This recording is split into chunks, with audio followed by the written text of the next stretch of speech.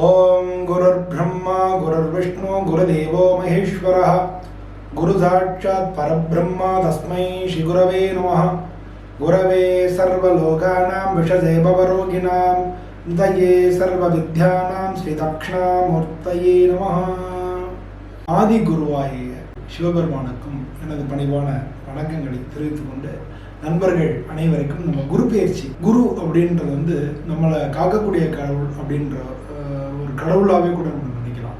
நம்ம ஜாதக ரீதியா ஜோதிட ரீதியா பார்த்தீங்கன்னா குரு பகவான் நமக்கு குழந்தை பிறக்கணுமா குரு பார்வை இருக்கா அப்படின்னு சொல்லுவாங்க, கல்யாணம் ஆகணுமா குரு பார்வை இருக்கான்னு சொல்லுவாங்க, படிப்பு நல்லா இருக்கணுமா குரு பார்வை இருக்கணுமா சொல்லுவாங்க, வேலை வேணுமா பணங்காசன் தனகாரகன் பேர் பணங்காசன்னா குரு பார்வை வேணுமாங்க, குரு நல்லா இருந்தாருன்னா பெரிய அதிகாரிகளாக வரதுக்கெல்லாம் வாய்ப்பு இருக்கு அப்படின்னு சொல்லுவாங்க. ஸோ இது மாதிரி குரு பார்த்தீங்கன்னா எல்லாத்துலையும் ஒரு முழு சுப கிரகமாக இருக்கக்கூடியது குரு பகவான். அவர் இந்த வருஷம் விற்கணிதப்படி இந்த வருஷம் மார்ச் மாதம் 14ஆம் தேதி ரிஷபராசிலேருந்து மிதுன ராசிக்கு பயிற்சி ஆகிறார்.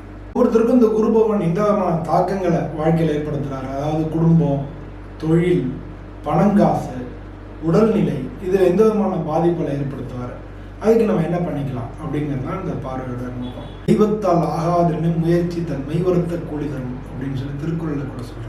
அதனால ஒவ்வொரு ராசிக்கும் எந்த விதமான பலன்கள் ஏற்படுறது. அன்புள்ளம் கொண்ட கும்பராசி அன்பர்கள் அனைவருக்கும் வணக்கம். கும்பராசி என்பது காலபுருஷத்தில் 11வது வீடாக இருக்கு. இந்த ராசிக்கு அதிபதி சனி பகவான்.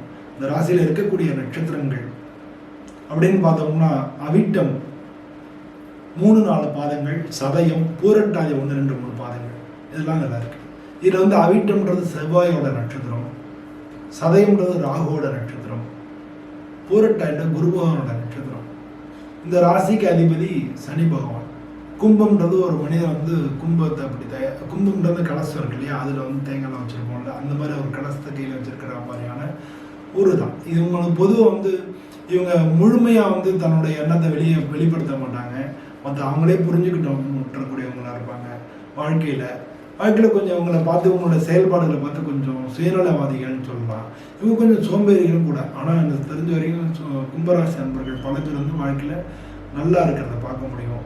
ரொம்ப கருணை உள்ளவங்க, ஆனால் அது வெளியில் தெரியாது. எல்லாருக்கும் ஹெல்ப் பண்ணணும் அப்படின்னு நினைப்பாங்க. ஆனால் ஹெல்ப் பண்ணிட்டு அது பிரதிபலனை பார்க்காம பாடு போயிட்டே இருப்பாங்க. இதெல்லாம் கும்பராசிக்குள்ள இயல்பான குணங்களாக இருக்குது. இவங்களை யாரும் ஏமாத்திட்டாங்கன்னா அவங்கள்ட்ட விட மாட்டாங்க. புது சண்டைக்கு போக மாட்டாங்க, வந்த சண்டையை விட மாட்டாங்க. இதெல்லாம் இந்த ராசியினுடைய இயல்பான குணங்களாக இருக்கு. இந்த ராசிக்காரங்களுக்கு இது வரைக்கும் 4வது வீட்டில் இருந்த குரு பகவான் 5வது வீட்டுக்கு போறாரு. இந்த குரு பயிற்சினால குரு பார்வை உங்களுக்கு வருது. 5வது வீட்டில் 9வது பார்வையா பார்க்குறாங்க.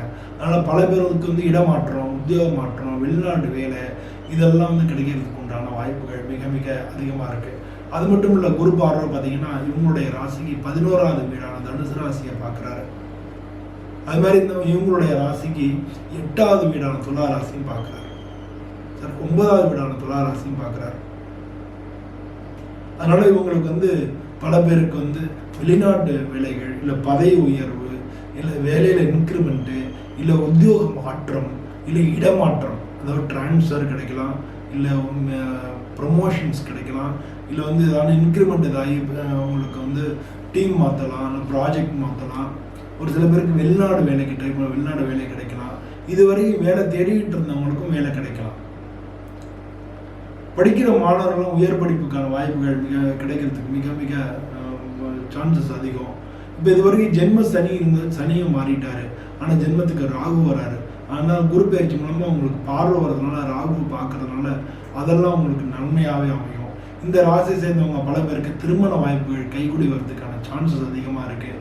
உங்களுக்கு வேலை பார்க்குறவங்களுக்கு இது மாதிரி உயர்வுகள் கிடைக்கும். பிஸ்னஸ் பண்ணிக்கிட்டு இருந்தீங்கன்னா பிஸ்னஸ் ரீதியாக புதிய தொடர்புகள் கிடைக்கும். புதிய தொடர்புகள் மட்டும் புதிய ஒப்பந்தங்கள் கிடைக்கும். புதிய ஒப்பந்தங்கள்லாம் அக்ரிமெண்ட் சைன் பண்ணுறது மூலமாக அவங்களுக்கு லாபங்கள் கிடைக்கும். உங்களுடைய உழைப்புகள் மிக அதிகமாக நீங்கள் போட வேண்டி வரும். உங்களுடைய உழைப்பு ஒர்க்கு லோடு கூடும். ஸோ இது மாதிரி உங்களுக்கு எல்லா வகையிலையும் நல்ல பலன்கள் கொடுக்குறதுக்காக இந்த குரு பயிற்சி வரப்போகிறோம்.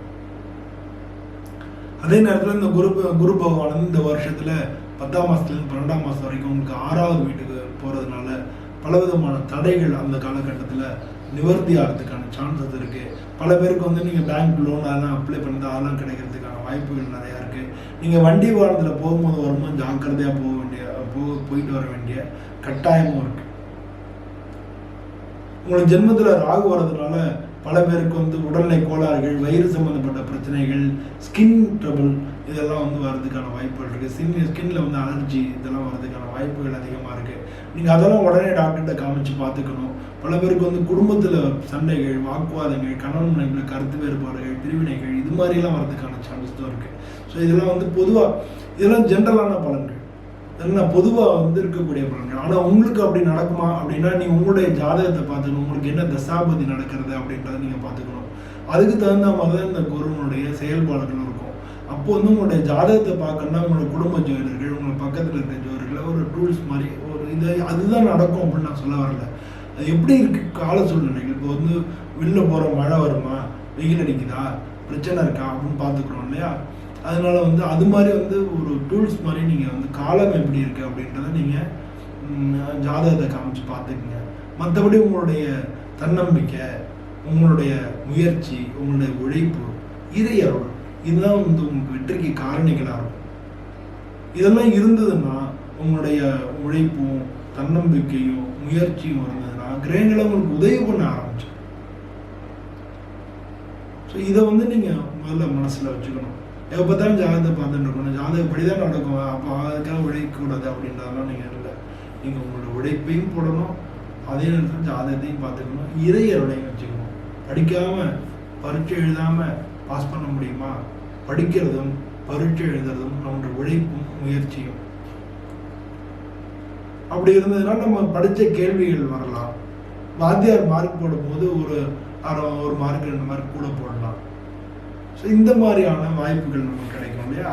அது மாதிரி தான் நமக்கு கிரகம்ன்றது வந்து நமக்கு வந்து நம்ம உழைச்சோம்னா நமக்கு வந்து உதவி பண்ண ஆரம்பிச்சிடும். அதனுடைய பலன்கள் இருக்கும். எப்படி இருந்தாலும் நம்மளுடைய செயல்பாடுகள் தான் நம்மளுடைய வாழ்க்கையும் வெற்றியும் பாதையும் தீர்மானிக்கிறது அப்படிங்கிறத நீங்கள் புரிஞ்சுக்கணும். ஒருவேளை உங்களுக்கு தெரிஞ்ச ஜோதிடர்கள் யாரும் இல்லைன்னா இதுலேயே நம்பர் இருக்குது, நீங்கள் என்னை தொடர்பு கொள்ளலாம். உங்கள் ஜாதகம் எப்படி இருக்குது அப்படின்னு சொல்லி தெரிஞ்சு பார்த்துட்டு அதுக்கு தகுந்த மாதிரி நம்மளுடைய செயல்பாடுகளை வச்சுட்டோம்னா வெற்றி உங்கள் பக்கம் தான். உங்களுடைய ராசிக்கு அதிபதி சனி பகவான்றதுனால ஒவ்வொரு சனிக்கிழமையும் சனிபானை வணங்குறதும், நவகிரகங்கள் 9 தடவை சுற்றுறதும், 9 நல்லெண்ணெய் விளக்கு போட்டு நவகிரகங்களுக்கு வச்சு சுற்றி வர்றதும் நல்லது. சிவன் கோயிலுக்கு நீங்கள் எண்ணெய் வாங்கி கொடுக்கறது அதுவும் நல்லது. நல்லெண்ணெய் வாங்கி கொடுத்தீங்கன்னா விளக்கு போடுறது சிவன் கோயிலுக்கு அதெல்லாம் மிக நல்ல பலன்களை உங்களுக்கு கொண்டு தரும். ஆஞ்சநேயரை வணங்கிறதும் சனிக்கிழமை அன்னைக்கு ஆஞ்சநேயர் கோயிலுக்கு போகிறது, ஆஞ்சநேயர் கோயிலுக்கு மாதம் ஒரு தடவை வடமாலை வாங்கி சாப்பிட்றது இதெல்லாமும் உங்களுக்கு நல்ல பலனை கொண்டு கொடுக்கும். இது மாதிரி இறையருளை நீங்கள் வணங்கிட்டு இறையருளை, ஏன்னா வெளியிலேருந்து நம்மளால் ஆனது எதுவும் இல்லை, இறைவன் தான் எல்லாம் நடத்துகிறார் அப்படின்ற மாதிரி இறைவன்கிட்ட நம்ம போய் வணங்கிக்கிறதும். 2 பர்கெயின் பண்ண வேணாம். நான் இதெல்லாம் பண்ணுறேன் நீ எனக்கு அது பண்ணுன்னு சொல்லி நம்ம இறைவன்கிட்ட போய் அவங்க வியாபாரம் பேச வேண்டாம்.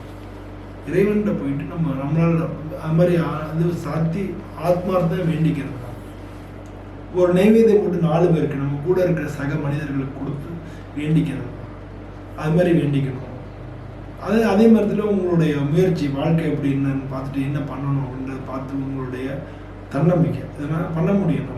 நம்ம உழைக்க போகிறோம், நடக்க போகுது, அவ்வளோதானே. அப்போ உங்களுடைய தன்னம்பிக்கை அது வேணும், முயற்சி வேணும். இப்போ நடக்கலை அப்படின்னா அதுக்காக விட்டுறக்கூடாது, திரும்ப அதை முயற்சி பண்ணி பார்க்கணும். அந்த முயற்சி இருக்கணும். உழைப்பு, அதீதமான உழைப்பு வரணும். அதே மாதிரி தேவையான ஓய்வு அதையும் உங்க உடம்பு கொடுக்கணும். இதெல்லாமே கொடுத்துட்டீங்கன்னா வெற்றி உங்கள் புகழலாம். எல்லா கிரகமும் ஹெல்ப் பண்ண ஆரம்பிச்சிடணும்ல, நம்ம வெற்றி அடைஞ்சுதானே ஆகணும், வேறு வழி இல்லையே.